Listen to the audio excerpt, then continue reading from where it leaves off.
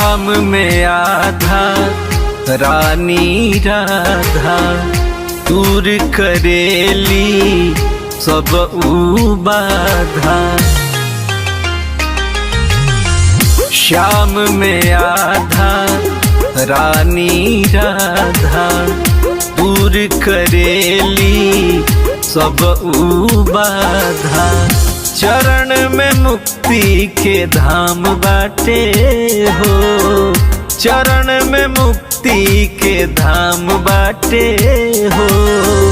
हर घड़ी उठावा प हमरा श्याम अउरी राधा के नाम बाटे हो। हर घड़ी उठावा प हमरा श्याम अउरी राधा के नाम बाटे हो।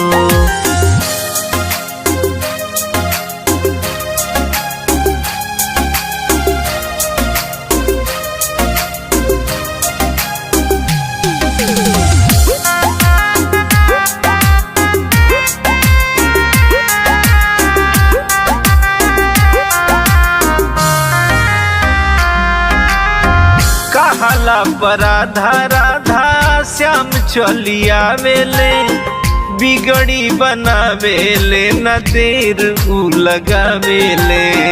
बिगड़ी बनावेले न देर उ लगावेले।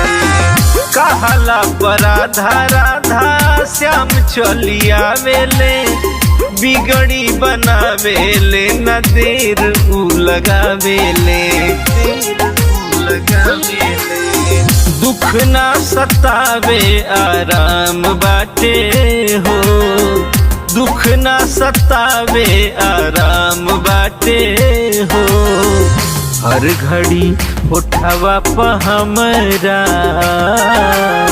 श्याम अउरी राधा के नाम बाटे हो। हर घड़ी उठावा प हमरा श्याम अउरी राधा के नाम बाटे हो।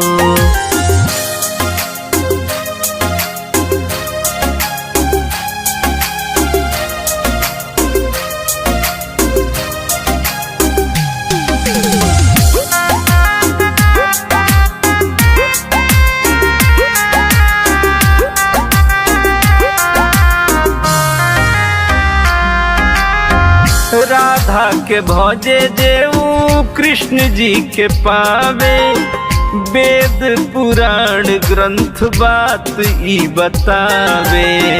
वेद पुराण ग्रंथ बात ई बतावे।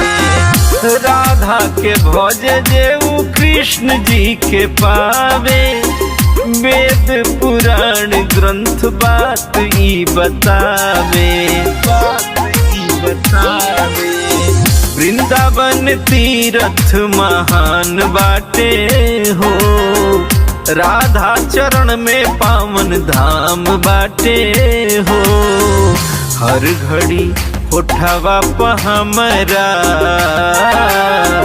श्याम अउरी राधा के नाम बाटे हो।